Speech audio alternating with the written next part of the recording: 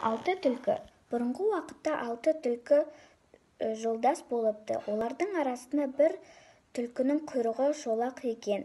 Шолақ түлкіні мазақтайтын: «Сенің құйрығың жоқ», деп.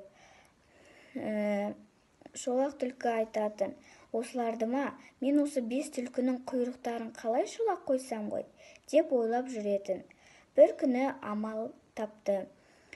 5 түлкіден сұрайды: «Біз бір ойын ойнайықшы», деп. Оларды қарағайға алып келіп, құйрықтарын қарағайға байлап қояды. Өзі биік тауға шығып алады да: «Әне, бүркітшілер келе жатыр», деп өзі қаша жөнеледі. Түлкілер қорыққаннан артынан қаша жөнелгенде олардың құйрықтары үзіліп қалады. Осыдан бері шолақ түлкіні мазақтамайтын болады.